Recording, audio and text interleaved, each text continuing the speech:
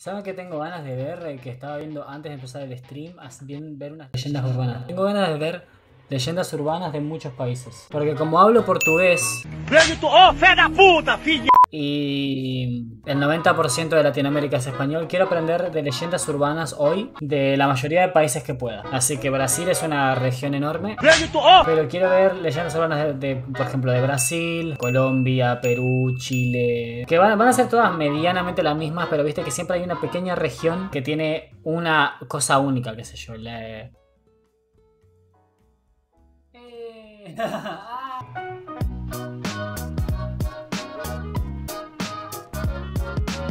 Vamos a ver, por ejemplo. Vamos a empezar por leyendas urbanas de Argentina, así vos sabés más, porque yo las de Argentina ya las sé. 12 leyendas urbanas de Argentina. La fiesta del Palacio de los Bichos. Palacio de los Bichos, llamado así por las gárgolas que escoltaban su fachada, fue construido en 1910 por el italiano Rafael Giordano y debía ser el regalo de bodas para su hija Lucía y su yerno. El matrimonio tuvo lugar en el palacio, con una gran fiesta. La noche de su boda, los enamorados partieron a su luna de miel. Todos los invitados vieron partir a los recién casados, desde las ventanas del palacio. Pero apenas atravesó el auto las vías, un tren apareció de la nada y atropelló a la joven pareja frente a la mirada horrorizada de la familia y todos los invitados. El padre, desconsolado, hizo cerrar el palacio.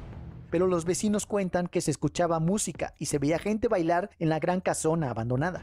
Y este misterio jamás pudo ser resuelto, ya que aparentemente todos aquellos que intentaron en algún momento investigar el caso contrajeron raras enfermedades y se vieron obligados a abandonar la tarea. Hoy en día las gárgolas desaparecieron y en la planta baja funciona un spa. Me encanta, los argentinos nos cagamos en todo. Se quiere poner un spa, me chupa un huevo. Todo comienza en el barrio de Barracas, en la calle Isabela Católica 520. El edificio lleva el nombre de Felicitas Guerrero, una joven mujer con una belleza tan extraordinaria como maldita. A los 15 años contrajo matrimonio con un hombre 2 veces mayor que ella. 45. 2 veces quedó embarazada y 2 veces perdió a sus hijos. El primer hijo murió a los 6 años y el segundo nació muerto. A los 26 años ya era viuda y rica. Su belleza era impresionante. Tenía decenas de pretendientes que la cortejaban. Finalmente, decide responderle su amor a uno de ellos. Pero Enrique Ocampo, otro pretendiente loco de celos, asesina a la joven el 30 de enero de 1872. Sus padres devastados decidieron construir una iglesia en su honor detrás de la casa donde Felicitas falleció. Según cuentan, el 30 de enero de cada año, el fantasma de la muchacha aparece llorando y vestida de blanco. También se dice que si atan por la noche un pañuelo a los barrotes de la iglesia, por la mañana lo encontrarán mojado por las lágrimas de la joven alma en pena. Me llama mucho la atención como antes la gente rica no era que se compraba una casa o se hacía un no sé qué. Te construía palacio, ahora se construye una casa o se hace en un departamento. Cerrada llovizna en San Gregorio, un mujer de negro del frigorífico Maru de Rufino encontró en la ruta 14 a una mujer vestida de negro que hacía autostop. La llevó hasta la ciudad y cuando la dama se bajó, tras agradecerle por haberla acercado a su casa, le dijo su nombre, Nancy Núñez. Poco después el hombre se enteró de que Nancy Núñez había fallecido 1 año y medio atrás en un extraño accidente, cuando la avioneta que piloteaba su marido había perdido una de sus ruedas impactando en el auto que ella conducía, lo que le había causado la muerte instantáneamente. El sorprendido abastecedor descubrió también que el lugar en donde había detenido... Perdón, ahora lo vuelvo, pero me resulta algo raro. ¿No les parece que este edificio de acá, no parece que se está cayendo? Todos derechos acá, y este parece que se está cayendo. Es rarísimo. Impactando en el auto que ella conducía, lo que le había causado la muerte instantáneamente. El sorprendido abastecedor descubrió también que el lugar en donde había detenido para subir a la mujer era Christophersen y San Gregorio. Era exactamente el sitio en donde había ocurrido la tragedia que poco antes había conmocionado a la localidad. Otros testimonios dan cuenta de la misma aparición, en la misma ruta, a la altura del lugar del accidente. El fantasma del hotel. Corría el año 1899 y la pequeña Ana Jaime, de solo 8 años de edad, había caído enferma. Al parecer, el problema era una bacteria que se reproducía extraordinariamente rápido. Su padre, por consejo de los médicos, además de darle los medicamentos, la llevó al Valle de Punilla, donde el clima, en teoría, ayudaría a neutralizar el problema respiratorio que ponía en riesgo su vida. Condiciones climáticas ideales, más mucho descanso, le dieron esperanzas a la familia. Llegaron al Hotel Edén el 2 de enero. Los testimonios de la época afirman que la nena parecía disfrutar mucho del entorno y que empezó a mejorar notoriamente. El verano y el clima parecían estar funcionando tal como lo habían predicho los médicos, y hasta se había bronceado. Antes de que iniciara febrero, de manera súbita, falleció. Se dice que el motivo no fue la enfermedad inicial, sino el consumo de leche contaminada. Eso nunca se sabrá, aunque quizás algún día se lo revele a los visitantes a quienes se les aparece desde hace más de 100 años. Al parecer, todavía tiene cosas que decir. Ah, la verdad. El fantasma del subterráneo. A ver Varias si era historias este. circulan en torno a los subterráneos de la ciudad de Buenos Aires, que tienen como escenario principal las estaciones de la línea A, la primera de la red inaugurada en 1913. Una de ellas cuenta que un antiguo operario de la estación Sáenz Peña concurrió a los sanitarios en horas de servicio y encontró en ellos a un hombre degollado sobre un charco de sangre. Ah, la De mierda. inmediato, el atribulado empleado avisó al personal de seguridad, quien acudió rápidamente a inspeccionar, encontrando el sitio en perfectas condiciones y sin ningún rastro de violencia. Todos dijeron que se trataba de una alucinación. Al día siguiente, volvió a repetirse la situación, aunque el protagonista fue esta vez otro empleado. Durante largo tiempo, muchos fueron los trabajadores que afirmaban haber visto al degollado en el baño de esa estación. Esa historia, por ejemplo, no la sabía. Esa del subte no la sabía. A ver, no era alguien vivo, pero veías una escena horrible. Este era el que yo conocía, el taxi del cementerio. Creo que es el de la señora, no sé. Taxi del cementerio. En 1978, un hecho ocupó todos los titulares de la época. Una mujer había sido encontrada muerta en el cementerio, recostada sobre la tumba de su madre. La joven mujer habría tomado el taxi de la muerte. La leyenda cuenta, en efecto, que un extraño automóvil anda deambulando por la ciudad mezclado en la fila de taxis a la salida del cementerio. Según las fuentes, es un Ford Falcon o un Peugeot, cuya matrícula sería misteriosamente RIP 666. Explica la leyenda que todo aquel que sube a este taxi comienza a sentir un frío extraño que invade su cuerpo, y una vez muerto el pasajero, el taxi lo lleva al lugar donde se subió originariamente, el cementerio. Los locales creen más o menos esta historia, pero hasta los más escépticos suelen desconfiar. Por las dudas, nada de tomar taxis a la salida de este cementerio. Bueno, nada que ver. El vampiro de Flores. Esta leyenda tiene como protagonista a Belek, un enano que llegó a Buenos Aires con el Circo de los Ares. Belek fue expulsado luego de que el dueño del circo, junto a 2 testigos, lo encontraron prendido del cuello de una mona integrante de la compañía circense. Pero la historia apenas comienza. El verdadero horror se desató cuando Belek se refugió en una casa abandonada del Bajo Flores y comenzaron a desaparecer misteriosamente todos los gatos del barrio. El relato cuenta que los vecinos protegieron sus casas con ajos mientras portaban crucifijos por las calles, por temor a ser atacados. Una noche de invierno cerca de la estación Flores, los hombres del barrio lograron cazar al vampiro con una improvisada red, pero este se les escapó a escondidas. Algunos aseguran que aún vive en el cementerio de Flores y sale de vez en cuando a producir estragos entre los desprevenidos transeúntes. O sea, si estás cerca de Flores y ves a un enano, salí corriendo. Ah. Qué mala onda. Cuenta el relato que una noche en Rosario, provincia de Santa Fe, frente al cementerio El Salvador, un chofer de colectivo de la línea 114 iba conduciendo su vehículo medio dormido, luego de una jornada de mucho trabajo. De pronto, una chica se le atravesó en la calle, cruzando de manera imprudente.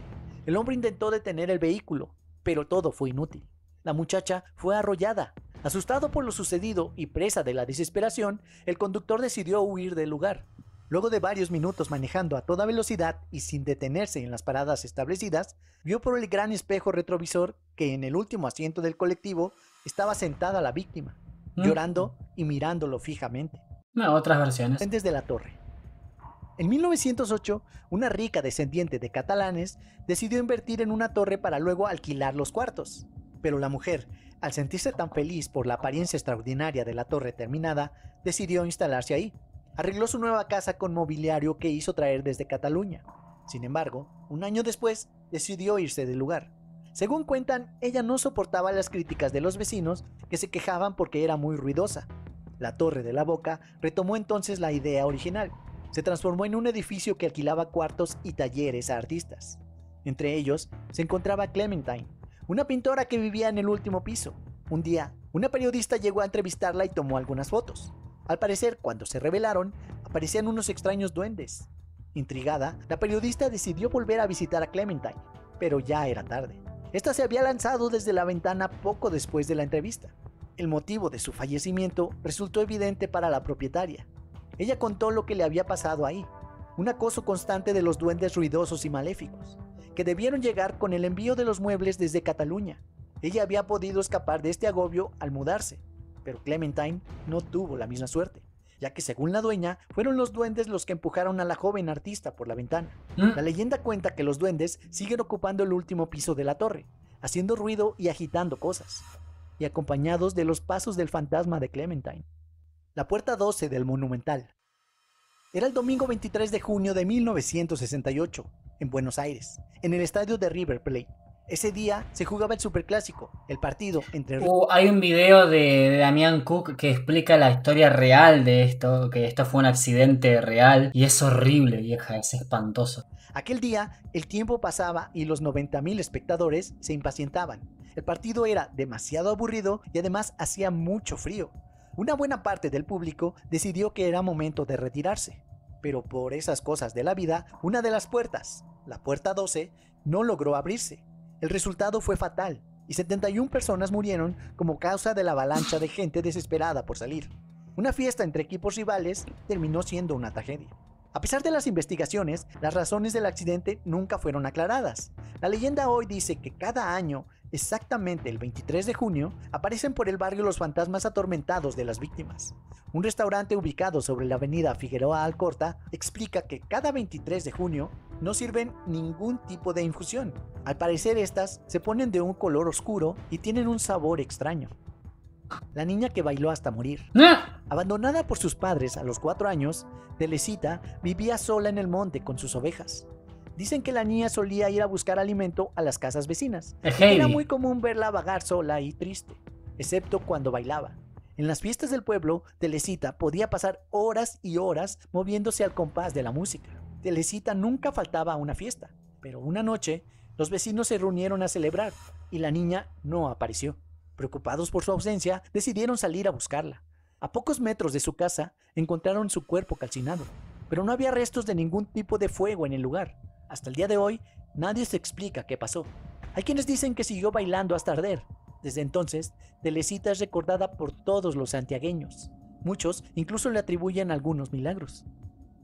¿Te imaginas que tu cuerpo entra tanto en calor de tanto bailar que te prende fuego? En la ciudad de Corrientes, dicen que en el edificio de la Escuela Normal Juan Puyol es posible ver a una mujer con un largo traje blanco que recorre los pisos con una vela encendida en la mano. Esta leyenda tiene una triste historia que la respalda. Se dice que, hace un tiempo, una hermosa joven que provenía de una familia adinerada se enamoró de un militar que le había prometido amor eterno. Estaba on fire. ¡Qué tarado! Creyendo en él, quedó embarazada y dio a luz a una niña. Sin embargo, el hombre la abandonó y se casó con otra mujer. Ante esta situación, los hermanos de la joven no le perdonaron su pecado carnal y la encerraron en un cuarto secreto de la enorme casa. Durante el encierro, la joven envejeció y enfermó de tristeza y soledad. Sus hermanos le daban solo 3 velas por semana, que no siempre le alcanzaban para iluminar sus penumbras. Se dice que una noche fría y húmeda, la mujer murió, acompañada solamente por esa vela encendida.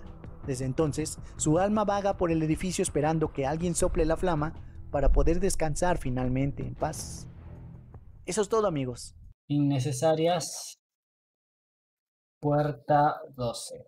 Esto era 15 minutos, pero esto fue heavy metal, boludo. Sean todos bienvenidos a una nueva edición de Historias Innecesarias. ¿Cómo les va?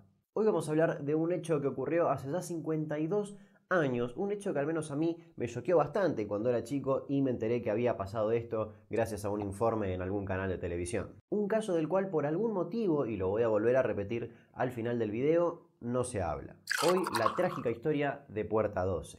23 de junio de 1968, Boca y River se enfrentaban en el Estadio Monumental, la cancha de River, y como cada vez que se disputaba el Superclásico, la cancha estaba repleta de gente. En esos años aún no había asientos en todas las tribunas, por lo tanto la capacidad del lugar era mayor a la actual. Claro. Se estima que en esa fría tarde había más de 80.000 personas en el estadio. Desde lejos no se podía identificar a personas en las tribunas, solo se veía una masa de gente que se movía de un lado al otro. El partido fue completamente parejo. Ninguno de los dos equipos quería perder y ponían mayor hincapié en defender sus propios arcos que en atacar. Yo les quiero hacer la siguiente pregunta.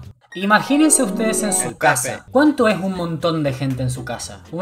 Qué sé yo, una reunión con mucha gente. Me pongo una Navidad, no sé, vamos a agregar 2 más. Son 13 personas y a mí 13 personas ya me pareció una banda. Son un montón. Después, en el teatro, por ejemplo, cuando está lleno, para mí es una guasada de gente y son 2.500 personas. ¿Vos te imaginás lo que son 80.000 personas todas juntas? ¿Sabés lo que son 80.000 personas todas juntas? Boludo, 30 personas adentro de un cuarto chiquito ya es poco. O sea, ya es poco el espacio, ya es mucha la gente. Faltando unos 15 minutos, algunos espectadores decidieron irse, ya que por la cantidad de gente que había, si esperaban hasta el final, la salida iba a ser eterna. Y en ese momento no lo sabían, pero estaban salvando su vida. Recién llegando al final del partido, el resultado del juego estuvo al borde de cambiar, cuando Boca casi mete un gol, pero todo terminó en un predecible 0-0. El partido terminó, la gente se dio vueltas, se metió en el túnel y comenzó a salir de la cancha. En todas las puertas la salida era bastante lenta por el caudal de gente, pero en la puerta 12, una de las puertas asignadas a los hinchas visitantes, es decir, a los hinchas de Boca, algo más estaba pasando. Ese sucio pasillo, iluminado solamente por un tenue foco amarillo, comenzó a llenarse cada vez más y más de gente. Gente que intentaba llegar a la escalera para, finalmente, salir del estadio. Con cada vez más hinchas queriendo salir, la presión desde atrás comenzaba a ser mayor. La gente de adelante ya no estaba bajando los escalones, simplemente eran empujados a bajar por esa presión que venía desde atrás. Quienes estaban adelante de todo ni siquiera llegaban a tocar los últimos 3 o 4 escalones, directamente eran empujados por los de atrás, que desconocían lo que estaba pasando en la puerta, y ese era el inicio de una avalancha humana. Se comenzó a acumular tanta gente y había tanta presión humana que literalmente los hinchas comenzaron a flotar mientras iban avanzando hacia la puerta. Ya no podían moverse, simplemente la masa los llevaba, hasta que esa presión cedió y comenzaron a caer por las escaleras. Uno se caía y el que estaba atrás de él se tropezaba con su cuerpo y así sucesivamente. Quienes habían logrado salir solo podían ver cuerpos rodando por las escaleras y amontonándose cada vez más y más. Y por esa puerta, por donde recién habían salido propulsadas algunas personas, ahora ya no salía nadie. Estaba completamente trabada por personas que se habían caído. Literalmente era un tapón humano. El resultado de esa avalancha humana, 71 muertos por asfixia y 113 heridos, pasando a ser la mayor tragedia del fútbol argentino. Las 10:15 de la noche, en un patio interior de esta comisaría, están alineados y numerados los 35 cadáveres que se encuentran aquí dentro. Aproximadamente unas 2.000 personas han venido a reconocer a las víctimas y están haciendo una doble fila. Nosotros seguimos registrando la magnitud, la increíble magnitud de este drama. Desde un principio las autoridades del club declararon que todo fue algo desafortunado. Gente que se apuró a salir al mismo tiempo en vez de quedarse un rato más hasta que todo se descomprima y que eso llevó a la tragedia. Nos encontramos en la puerta de la comisaría 33 con el señor Julián Ten, presidente del club River Plate, y los señores secretario y tesorero de esa institución. Señor Kent, ¿qué nos puede decir de esta tragedia? Bueno, como acabo de decir por otro canal, estamos muy apesadumbrados, acongojados por esta desgracia, por este hecho tan luctuoso para el deporte argentino, para esta familia boquense, después de una jornada que habíamos vivido jubilosamente, sin vencedores ni vencidos, sin ninguna mancha, sin ningún hecho que pudiera desdibujar lo que era una jornada brillante del deporte argentino. Al poco tiempo comenzaron a surgir diferentes versiones, y te lo adelanto desde ya, hasta hoy en día no se sabe si fue solo un evento desafortunado, una de las versiones que te voy a detallar a continuación, o peor aún, la suma de todas. En primer lugar, algunos testigos declararon que la puerta acordeón de la puerta 12 estaba cerrada. Para cuando los primeros llegaron abajo y se encontraron con eso, fue imposible avisar a los que venían más arriba, y esa presión terminó provocando la tragedia y la asfixia. Según esa versión, los 2 inspectores de la Municipalidad de Buenos Aires que estaban encargados de la puerta se quedaron viendo el tenso y peleado partido y se les olvidó abrir la puerta 10 minutos antes de que el partido finalice. Que no me sorprende si esa versión es real, no me sorprende. Sucedido, señor intendente. Ha sido una cosa incidental de que no se conoce todavía cuál ha sido el motivo que ha provocado la barrera y que ha dado origen a esta catástrofe. Sin embargo, se cree que esa versión es la menos posible, ya que hay relatos de múltiples testigos que lograron salir antes de la avalancha. Lo que sí es mucho más probable es que la puerta haya estado algo extendida, tapando una parte de la salida. Muchos testigos declararon haber visto una parte de la puerta obstruyendo unos 60 centímetros de salida. Cabe aclarar que esa parte de la puerta va retraída contra la pared. Pero podrían haber pasado dos cosas: o alguien se olvidó de retraerla completamente, o la gente que salió primero no se dio cuenta y la abrió mientras pasaba. Y a eso se le suma otro elemento más: los molinetes que usan al ingreso. Hay quienes aseguran que si bien estaban corridos, no habían sido removidos totalmente. Se llama Dionisio Franco, es paraguayito y estuvo en la tragedia de River. Es paraguayito. Argentina xenophobic forever. De ahora en más, hashtag es paraguayito. Este no llegó en barco. Si somos unos hijos de puta, boludo. Este es paraguayito. ¿Cómo le vas a decir es paraguayito? Es paraguayo, viene del Paraguay, es un señor de Paraguay. ¿Ves? Dionisio Franco, es paraguayito. Aparte lo dice como con lástima. El paraguayito Estuvo en la tragedia de River. Ay. Salió por la puerta número 12. ¿Cómo salvaste tu vida? Bueno, encontré uno que se bajaba un palo y me subí, me atajaba con unos muchachos que estaba en la cabeza y corría un poco así, encontré unos fierros que estaba ahí, entonces me colgué yo del palo ese, el hierro. Entonces yo estuve un rato largo ahí y después cuando hubo la avalancha le pedí ahí a mi amigo que murió pobrecito. Es un testigo presencial. Entonces Pregunta, ¿ustedes entendieron cómo salió? importa que digas, ¿las puertas estaban abiertas o cerradas? Están abiertas, solo que estaban los remolinetes ahí. ¿Estaban puestos los Sí, molinetes? estaban puestos los molinetes. Lo curioso es que la policía, que iba a ir a peritar la escena y a comprobar la ubicación de los molinetes, decidió ir recién al otro día para inspeccionar con luz de día. ¿Por qué no me sorprende? ¿Por qué solo me hace reír pero no me sorprende? Es doloroso decirlo. Y después surgió otra hipótesis más relacionada con la policía montada. Y en base a esa hipótesis se desprenden dos ramas. Una es que durante el partido un grupo de hinchas que ya habían sido identificados comenzaron a tirar botellas con orina y cosas similares a la cancha, el típico grupo que se encarga de generar disturbios. La otra es que otro grupo bastante pequeño se puso a cantar la marcha peronista, cosa que en esa época, bajo la dictadura de Juan Carlos Onganía, era prácticamente un delito de Estado. Sí. A raíz de eso, un grupo de policías a caballo había formado un importante e imponente cordón fuera de la puerta para intentar localizar a esa Oh, me la metes con el fierro para atrás. ¡Oh, no, mierda! fuera de la puerta para intentar localizar a esa barra brava. Cordón que frenó un poco el paso y hasta se dice que la policía le pegaba a algunos hinchas intentando localizar a esos hombres. De esa creencia surgió el cantito de los hinchas de Boca Juniors. No había puerta, no había molinete, era la cana que daba con machete. Muchos testigos relataron que la policía, bastante dura y temida en esos momentos, los apuraba y amagaba con pegarles. Por lo tanto, cuando alguien quería salir y se encontraba con esa escena, intentaba volver a subir. Y la zona de gente queriendo volver arriba, más la masa de gente queriendo salir, podría haber provocado la tragedia. Boludo, me da mucha impresión esta imagen. Esta imagen. Este tirado ahí, los pies acá, el otro acá. Me da mucha impresión esa imagen. Podría haber provocado la tragedia. Lo cierto es que periodistas que hace instantes estaban cubriendo un partido más para la sección de deportes, ahora pasaban a cubrir una tragedia para la sección de policiales. Los cadáveres eran acostados en el campo de atletismo, dentro de la cancha. En los medios se pedían dadores de sangre para los heridos, de los cuales había algunos en grave situación, y la puerta 12 pasó a ocupar todas las tapas de los diarios. A los días, todas las víctimas fueron veladas en la Bombonera. Pero hubo un cuerpo que no era reclamado, el de un joven de 16 años de apellido Espinosa. Fue velado en la Bombonera, sí, pero después nadie buscó ni reclamó el cajón. Después de investigaciones, se encontró a la familia del joven. Vivían en San Juan, en un estado de total indigencia. El club pagó los costos y envió el cajón en tren hasta allá, pero se perdió el rastro por completo y hasta el día de hoy no se sabe si la familia lo recibió o no. Por todo este caso hubo 70 juicios.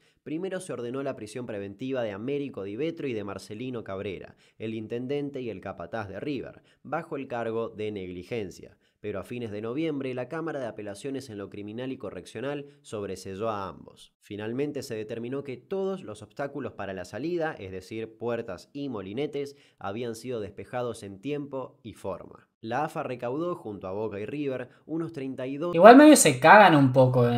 O sea, en Argentina, repito, no me voy a cansar de repetir esto, no me sorprende. Pero se cagan en el testimonio de alguien que estuvo ahí. O sea, un chabón que te dice, estuve ahí y los molinetes estaban ahí. No me puede decir que no estaban los molinetes. Pero después viste cómo lo manejan los abogados o cosas así. No me sorprende que se caguen en eso. Pesos, $100.000 de la época, para repartir a los familiares, a cambio de que no hagan ningún juicio contra River. Solamente 2 familiares se presentaron ante la justicia para reclamar una indemnización, Nélida Oneto de Gianoli y Diógenes Zúgaro. Recibieron 140.000 pesos. Sí, muchísimo menos de lo que la AFA les podría haber ofrecido. Otras quejas de damnificados fueron cajoneadas y archivadas. En agosto de 1969, los familiares de las víctimas, sin ver ningún resultado, desistieron y se rindieron. Por otro lado, el trato mediático del caso cuando entró en la etapa de juicios fue bastante vago y no se profundizaba mucho en buscar las causas que llevaron a la tragedia,